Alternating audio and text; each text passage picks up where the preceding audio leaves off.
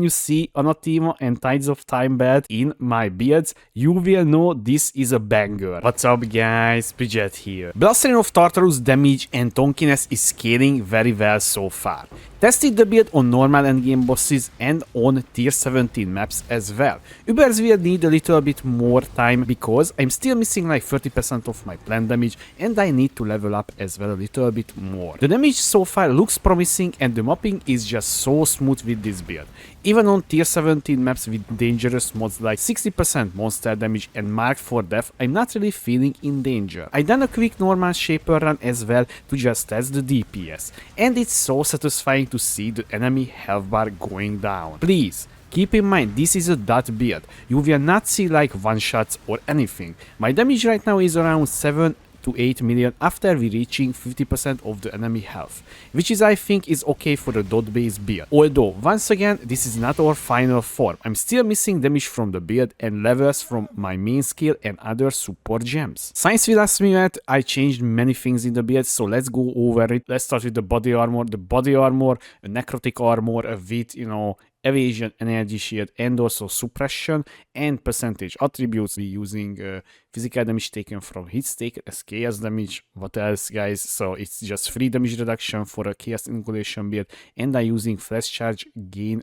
every 3 seconds a charge because I'm using Tides of Time and we solving all of our resistances through flasks and various you know, quality of life as well. I will talk about in a second. The helmet is also a very nice helmet. You can see here 386 energy shield and lightning res and crafted suppression, and also physical damage taken from hits as chaos once again, and elemental weakness, curse effectiveness, and you know, fractured intelligence. So this is also not new. So basically this is, I would say, a trickster gear from last league, but also, so here is the gloves guys, suppression implicit and damage over time multiplier where there is a unique enemy nearby, and also a very huge amount of energy shield as you can see, and once again intelligence as a suffix fractured, and the boots as well. So the boots, I would say we need, you know, avoid being shacked mod on this one. So I was crafted this one with essence because we getting elemental ailments immunity with storm shroud, and storm shroud requires 100% avoid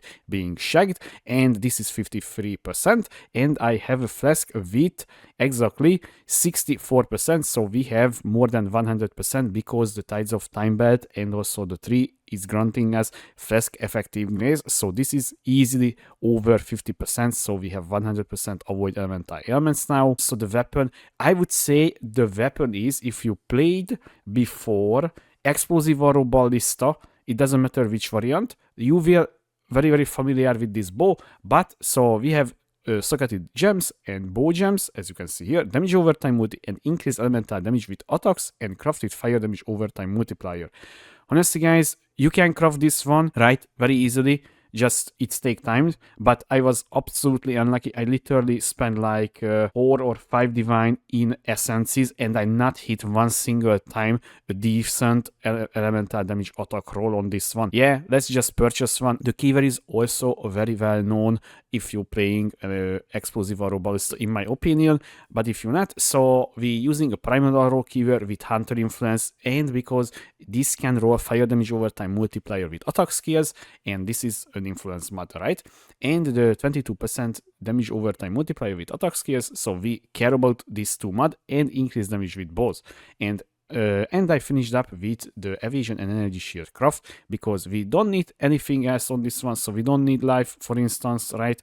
So this is I would say just reforge with fire at the fortification station, and you doing this till you hitting the double damage over time multiplier, and then just, you know, doing the cannot roll attack modifiers and slamming exalted till you getting a good damage with bow mod. And the amulet guys, so the amulet is a very I would say unique, so it's not a unique, but it's a unique stats on it. So we need +1 to level of all fire skill gems, and also damage over time multi, and also I wanted to get energy shield and increased energy shield as well as a mod.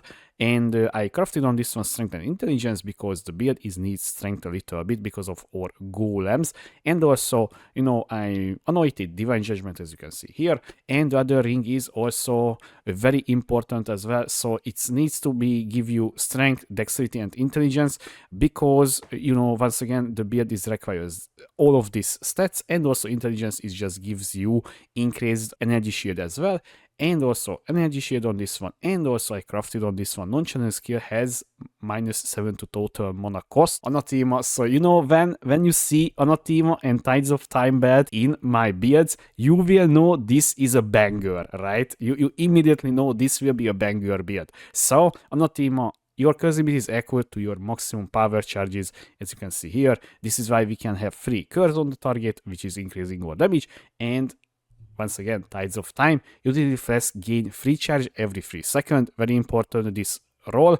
And combining with the implicit from the body armor, and you can sustain all of your flasks easily. Only the Soulful flask right now doesn't have 100% uptime. All the other flasks has. Take a look on the passive tree, guys, because the passive tree is also changed. You can see here of taking here the Light of the Meaning with increased fire damage mod on it, and this is, I would say, the most dense zone of our tree. We allocating the zealot oath because this is how we getting regeneration to the build, and because our golems and also our merc, I will showcase the merc as well in a second, gives us percentage, you know, energy shield and flat energy shield regen as well. So we can right now, by the way, we have, when I just standing still, I have right now 846 right now without the Soulful Flask. Is the Soulful Flask is turning on, and also with my Merc I have almost 1.7k energy shield regen, which is very nice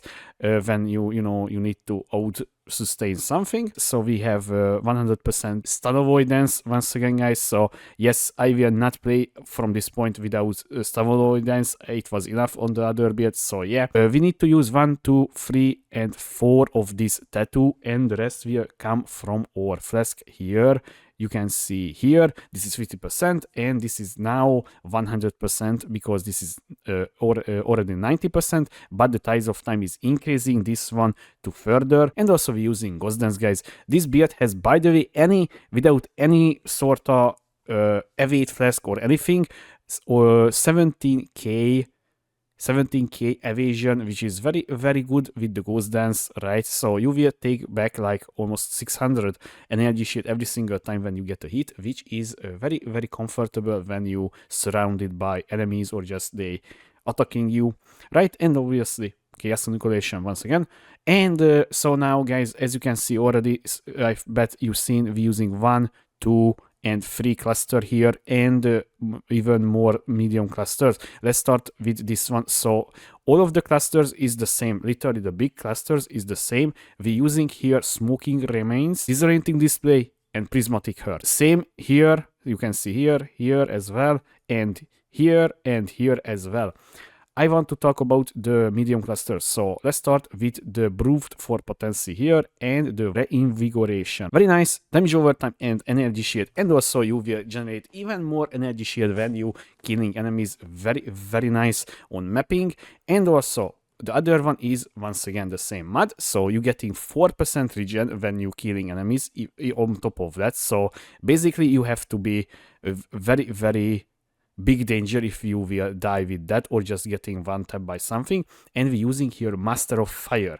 Now the Master of Fire is very important here because this will grants, you know, fire exposure, right? We could get from the gloves, but I wanted to get suppression, right? I wanted to get suppression from Ether of Worlds, and also we're not hitting that often to apply, I would say, apply the, you know, exposure. And also we don't have 100% hit chance because the build doesn't care about hit chance at all. So it would be very, you know, fishy to just fish for it. So it's much better if we just have nearby enemies has fire exposure, and we need that one because our Ascendancy here, the Mastermind of Discord, exposure you inflict applies extra -25%. So this is -35% to the fire resistance. Let's talk about the small javels quickly. So literally all of the javels I'm using damage over time, fire damage over time, and percentage energy shield. Every single Javel has these modifiers. Only the Storm Shroud is the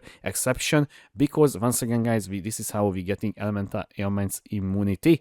And here as well, same mod, same mod. Honestly, guys, I was just purchasing these ones for like 60 or 80 KS because literally nobody cares about this. And the Ascendancy, guys, so Liege of the Primordial, absolutely broken, and you need to take this one. This is our, you know, main damage source, defensive source, every source, even mono region as well.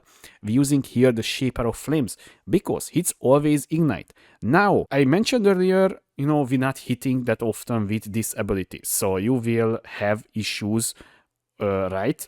But we're using, by the way, here Frenzy with Mana Forge setup. Frenzy will hit the target and it will ignite the target, because all hits can ignite, right? Simple as that. We getting Frenzy charges, so it hitting the target. So we will getting the ignite as well on the target. So we will taking 40% physical damage as fire. Very nice, right? And using Mastermind Discord here, I was talking about this one. And also Heart of Destruction, you gain convergency when you hit a unique enemy no more than 8 seconds. This will grant you more elemental damage and also granting you more increased area effect, but the increased area effect, for some weird reason, it's not working for this build. So I don't know why. Maybe it's a bug, maybe this is intended. Honestly, I don't know, guys. So I'm using a Wither Touch Merc with, you know, Leercast, the Dying Breath, right? This will grants curse effectiveness on the target, and also it will grant aura effect from the Merc skill, because this Merc has the Malevolence, by the way, guys, and the Malevolence getting boosted by these stats. This is why you can see here Malevolence has increased aura effect and increased effect of non-curse auras on the body armor. We're using here once again the Shaper Seed. This will grant us regen and mono regen. So we have almost 200 mono regen, guys. We will never ever will have a problem. And we using here, you know, just bunch of rare item to just cap our resistance to our Merc, and also little chaos res as well. And I'm using here the Calm's Binding because nearby enemies convert 25% of their damage to fire. So this is combined with our Ascendancy. It will make us absolutely tonky Agnes physical damage, and also our golems as well, because the golems is just immune to elemental damage. And now let's talk about, guys, the gems. So Rain of Trarthus, this is our main damage source. Elemental damage with attacks, awakened elemental focus, awakened swift application, and power level 4. So this is why I was saying it was kind of expensive, because I paid for this one 6.5 divine alone for this one, and also awakened burning damage, and in the body armor, so we have a 6 linked aura setup. We're using here enlighten level 3, that was like 2.5 divine. I feel like maybe it will be cheaper now. Discipline, Arctic armor, flesh and stone, Unbound Ailments, and Summon Skitterbots. And honestly, you need to stay in sand stance, because you will take less damage from the enemies that is inside the area. And in the gloves, Elemental Weakness, Arcanist Brand, Punishment, and Flammability. This is our curse setup, guys. And don't worry, so you will overwrite your Mercenary curse, because the Mercenary is using Temporal Chain, which is kind of nice map on mapping, but when you fighting on his bosses, you will overwrite the curse, and she will stopping using after that. So you don't need to worry about that at all.